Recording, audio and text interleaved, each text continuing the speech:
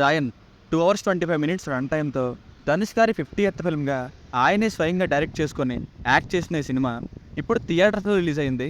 ఇక సినిమా చూసాక నాకైతే వన్ టైం వాచబుల్ అనిపించింది అండి. ఫస్ట్ హాఫ్ పర్లేదు అనిపించింది, సెకండ్ హాఫ్ లాస్ట్ అరగంట తప్ప మిగతాది బెటర్ దెన్ ఫస్ట్ హాఫ్ అనే చెప్పాలి. మళ్ళీ లాస్ట్ అరగంటలో సరైన స్ట్రాంగ్ కన్ఫ్లిక్ట్ అండ్ ఎమోషన్ లేకుండా డ్రాగ్ చేసినట్టుగా అనిపించింది. సినిమా చూసాక ఎవరైనా సరే ఈ స్టోరీని ఎన్ని సినిమాల్లో ఎన్నిసార్లు చూసున్నాం అని అంటారు, కానీ నరేషన్ వలన కొంతవరకు ఎంటర్టైనింగ్గానే ఉంది. అందుకే వన్ టైం వాచబుల్ అనిపించింది. ఫ్లో ఎలా ఉంటుందంటే starting 10 minutes childhood flash back ఉంటుంది, అది బాగుంది. అక్కడి నుండి ప్రీ ఇంటర్వల్ వరకు నార్మల్గా వెళ్ళింది, ఇంటర్వల్కి హై ఇచ్చింది. ఇంకా సెకండ్ హాఫ్ లాస్ట్ అరగంట మిగిలి ఉంది అన్నంత వరకు చాలా బాగా వెళ్ళింది. లాస్ట్ అరగంట మళ్ళీ మొత్తం ఎక్స్పెక్టెడ్నే. సో ఇది ఎగ్జాక్ట్గా అయితే ఇలానే అనిపించింది. ఇక ఫ్యామిలీతో చూడొచ్చా అంటే వైలెన్స్ ఉంది, అది పర్లేదు అనుకుంటే ఎస్ చూడొచ్చు, అడంటి కంటెంట్ ఏం లేదు. బేసిక్ స్టోరీ లైన్ ఏంటంటే చిన్నప్పుడే అమ్మా నాన్నలు తిరిగి ఇంటికి రాకపోవడంతో ఇద్దరు తమ్ముళ్ళు మరియు చెల్లిని చూసుకునే బాధ్యత అన్నయ్య అయిన ధనుష్ గారి మీద పడుతుంది. అలా కష్టపడి పెద్ద చేసిన తర్వాత వాళ్ళు ఉండే ఊర్లో రౌడీజం వలన ఏం జరిగింది, అది వీళ్ళ కుటుంబాన్ని ఎలా ఎఫెక్ట్ చేసింది, చివరికి ఏమైంది అన్నది స్టోరీ. ప్లస్ పాయింట్స్, సెకండ్ హాఫ్లో ఒక 10 minutes గడిచిన తర్వాత వచ్చిన డ్రామా అండ్ యాక్షన్ సీన్స్ బాగున్నాయి. ఫైట్స్ అయితే చాలా బ్రూటల్గా రాగా ఉంటాయి. మన కిల్ సినిమాకి ఎలా అయితే చంపు చంపు అని అనిపించిందో ఇక్కడ కూడా సెకండ్ హాఫ్లో ఒక 2 ఫైట్స్కి అలానే అనిపించింది.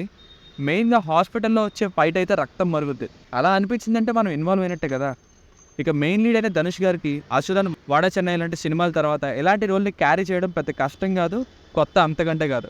అండ్ అన్నయ్యగా బాధపడుతూ చంపడం అనే ఒక ఎమోషన్ని ఎక్స్ప్రెషన్స్తో బాగా క్యారీ చేశారు.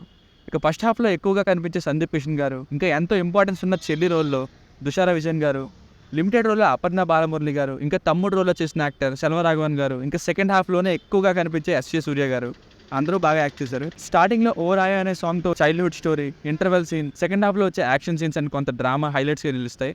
ఏఆర్ రెహమాన్ గారి బీజిఎం కొన్ని చోట్ల బాగుంది, కానీ మిగతా చోట్ల అంతేం అనిపించలేదండి నాకు. నా ఇకైకలే కన్ను కొట్టాయి అండ్ లాస్ట్లో వచ్చే భోగి భోగి 2 సాంగ్స్ బాగున్నాయి. ఇంకా స్టార్టింగ్లో వచ్చే ఓ రాయ సాంగ్. ఇక blue, black and red colour mix కొట్టిన సినిమాటోగ్రఫీ కూడా సినిమా థీమ్కి మ్యాచ్ అయ్యి మరింత రాగా మార్చింది. మైనస్ పాయింట్స్, ఫస్ట్ హాఫ్ పర్లేదు అనేలా మధ్యలో ఒక సాంగ్తో ఫ్లాట్గా వెళ్తే ఇక ఇంటర్వెల్ అయిన తర్వాత ఇంకా సెకండ్ హాఫ్ ఏముంటుంది అనే ఫీల్ వచ్చింది.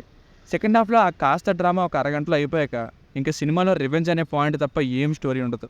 అంతా ఇంకా రివెంజ్ ఎలా తీర్చుకున్నారు, అసలు అది ఏ రివెంజో, ఎవరి మీద రివెంజో మీరే చూసి తెలుసుకోండి. సో అది తప్ప పెద్ద స్టోరీ ఏమి ఉండదు, ఏం జరుగుతుందో కూడా ఎక్స్పెక్ట్ చేసేయచ్చు. స్టోరీ లైన్ కూడా కొంచెం వెంకటేష్ గారితో ఒక సినిమా ఉంటుంది పాతది, ఎగ్జాక్ట్గా రాయన్ అలానే ఉంటుందని చెప్పలేను, కానీ ఆ సినిమా పేరు చెప్పారంటే మీకు కొంత డ్రామాని గెస్ చేసేస్తారు.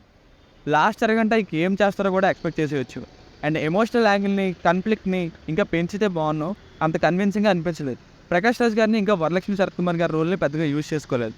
సో ఫైనల్గా మూవీకి వర్డిక్ట్ ఏంటంటే వన్ టైం వాచబుల్ అని చెప్పొచ్చు గైస్. రొటీన్ స్టోరీ అయినప్పటికీ కొన్ని చోట్ల బాగా హై ఇచ్చే సీన్స్తో, చాలా చోట్ల ఇంప్రెస్ చేసే ఏఆర్ రెహమాన్ గారి సాంగ్స్ అండ్ బీజిఎంతో, డీసెంట్ పర్ఫార్మెన్సెస్తో, కానీ కొన్ని చోట్ల నార్మల్గా ఫ్లాట్గా ఉన్నప్పటికీ ఇంకా సెకండ్ హాఫ్ లాస్ట్ అరగంటని రొటీన్ స్టోరీతో డ్రాగ్ చేసినప్పటికీ ఓవరాల్గా ఒకసారి చూడడానికి బాగా అనిపించింది guys. Routine but raw and entertaining.